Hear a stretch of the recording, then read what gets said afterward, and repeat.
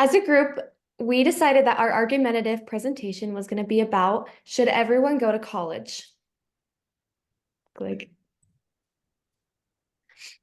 President John F. Kennedy said the famous quote of, "Let us think of education as the means of developing our greatest abilities, because in each of us there is a private hope and dream which, fulfilled, can be translated into benefit for everyone and greatest strength of the nation."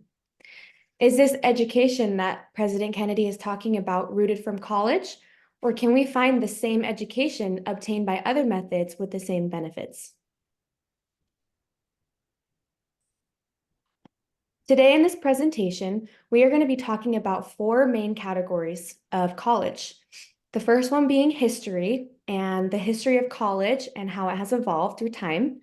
The second one being career paths and what careers do and do not require degrees. The third being tuition costs and how tuition may hinder ability to attend college. And the fourth being the time frame of college and what the commitment looks like and how it can affect life. First up, we wanted to go over the history of colleges around the world. The first college in the world was the University of Bologna in Bologna, Italy. If you look right here where the purple dot is, I tracked it all over to the side of Italy. Yep, right there. This college opened in the year of 1088, so over 1,000 years ago, and it's still running to this day, making it the oldest college in the world. The first college in the USA was Harvard University. This university actually started out as a college to begin with, but was later transferred to university in the year 1832. This is in Cambridge, Massachusetts, and this college originally started in 1636. The first college in Utah was actually the Deseret College. It was called the University of Deseret and later transferred into the University of Utah in 1894.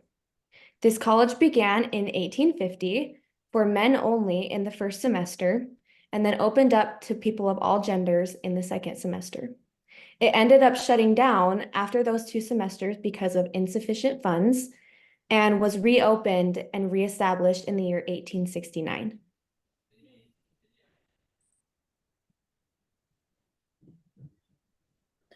Perfect. As we were researching the different aspects of why someone wouldn't need to go to college, the first thing that kind of came to my mind was that some careers don't even require college. I know plenty of successful people that didn't go to college, as well as plenty of successful people that don't go to college, or that did go to college. And I wanted to kind of bring up some of the main areas of industry where we don't have to go to school and people are able to find success. So my first thought is in trade. My dad works in the trade industry. He does HR, but he works with a lot of really successful and wealthy people that do electrical and telecommunications across the United States.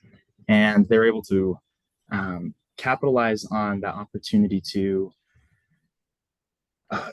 skip the debt of school, skip the time commitment of school. 18 years old, they're able to start gaining experience, and they're able to become a foreman, by the time that a normal person would be graduated of school making, $80,000 a year.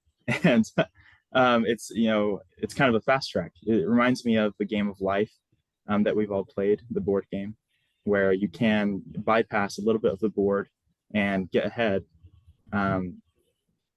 if you don't go to school. Some of the different areas that I kind of wanted to highlight on inside of trade are healthcare. There's a lot of licensed healthcare positions like certified nursing assistants or medical techs or ultrasound techs. There's a lot of really high paying jobs that don't require a college education. In construction, there's a lot of ways that you can make money, especially I think construction managers make around $80,000 a year on average. And then if you own your own business, the statistics go up even higher. There's a lot of technical positions, like in IT or in manufacturing that even I worked in the past that pay pretty well, and don't require a college education. Um, in the services industry, especially with servicemen in our armed forces, police and firefighters, they do have education, and education programs, and there's a lot of college graduates um, in those groups. So I don't want to say that you can't be, but they provide great opportunities for people that don't want to go to college to be able to gain education and have a successful career.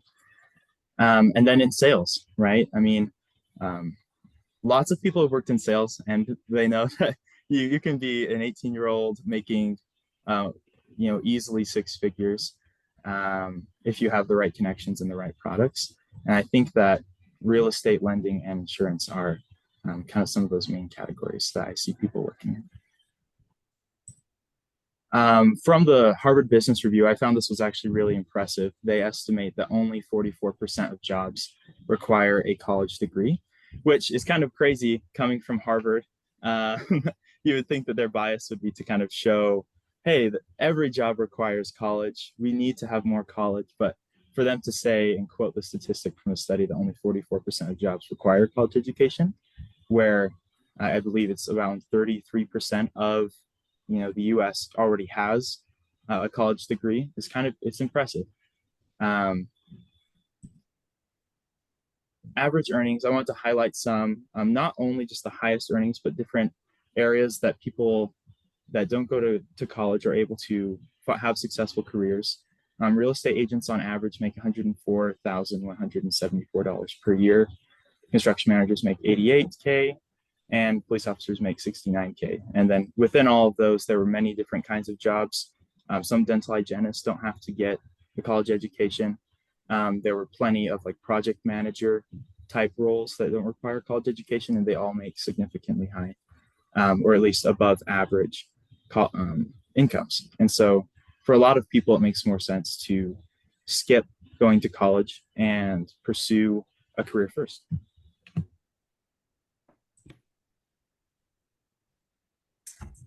Okay, so we know that people who go to trade school typically spend a set number of hours learning and practicing, and then they're able to start working in their field once they've completed their requirements pretty soon after that. College graduates do not always have an easy time finding a career post graduation. And depending on what they study, it differs because many employers now require at least a master's degree in order to hire you once you graduate. So here's a brief rundown of the average cost in the United States for each degree compared to that of trade school. And this is just in the United States, it's not worldwide. You can take a look at the figures on this slide and see the difference between the cost of college, tuition, and trade school, and the cost of each degree adds up too as individuals continue their education year after year.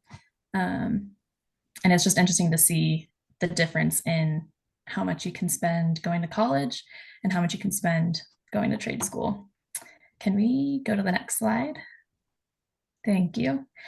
So a recent study performed by the US Bureau of Labor Statistics found that out of 101 common occupations, they found that out of those 101 occupations, 38 require a master's degree and 63 require a doctorate degree. And that leaves 0 that are just a bachelor's degree.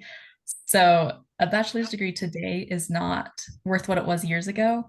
And most employers prefer and require graduate degrees or many years of experience before they will hire you.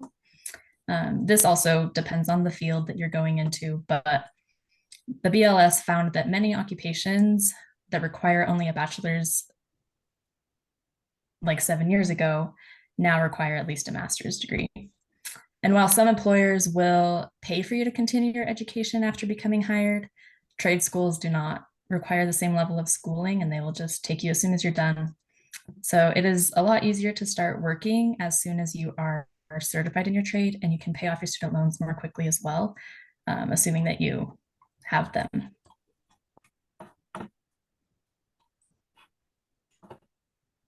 Okay. So tuition costs can also hinder access or ability to attend college. And college expenses, they aren't just tuition, which is what a lot of people think. When they don't really go through the experience of applying to college uh or going through a college program. There's tuition, there's textbooks, supplies. Some schools will require, first year students to have a room and board and meal plan. Um, there are activity fees if you join clubs. There's additional school fees and all kinds of personal expenses that will pop up throughout the year as well. And so in 2022 to 2023, the average college student spent $26,000 over $26,000 in tuition per year at public universities.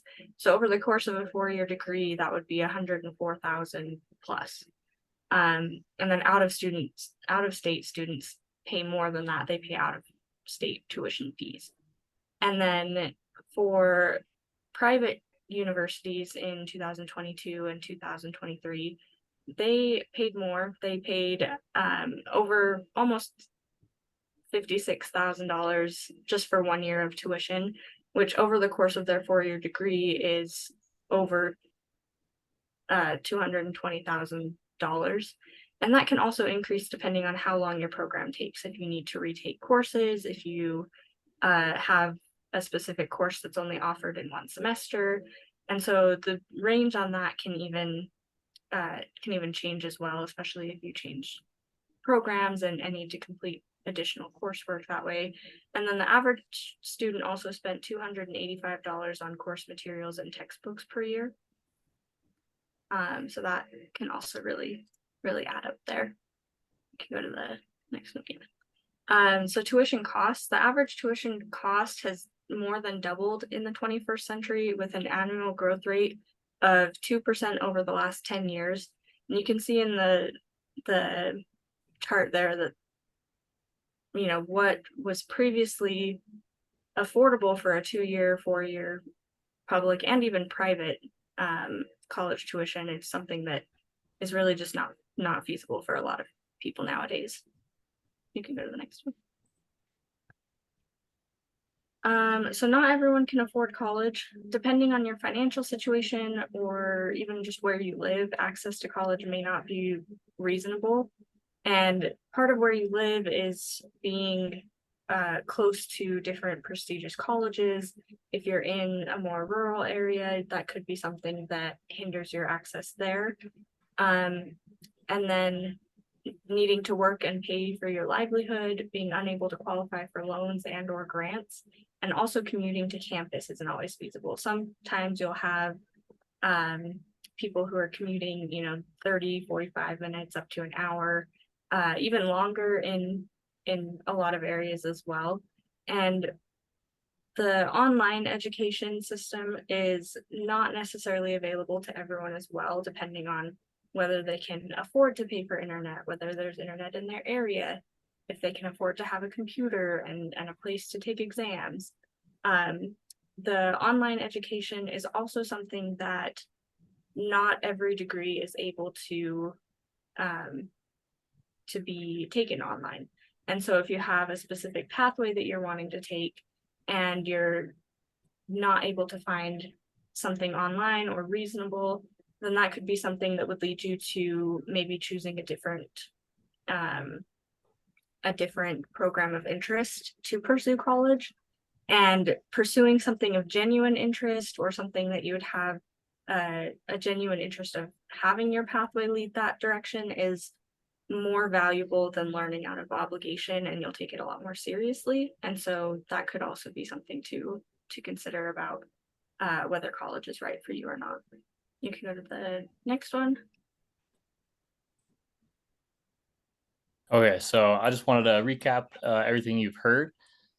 So obviously college has gone through an extensive history to bring us to the current.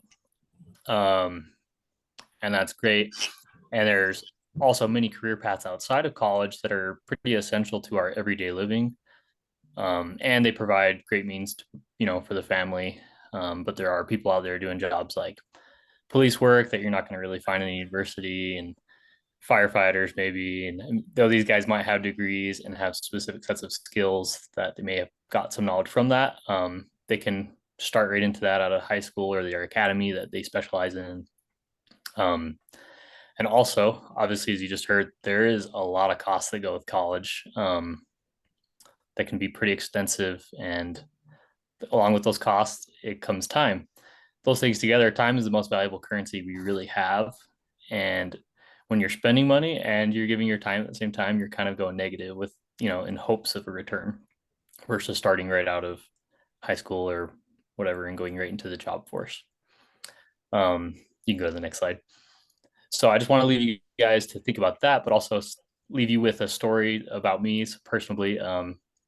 So I actually came from a blue collar family.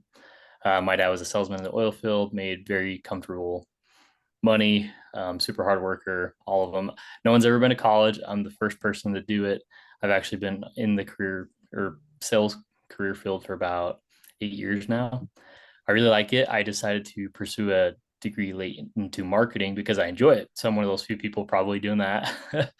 Want to go into branding and things like that.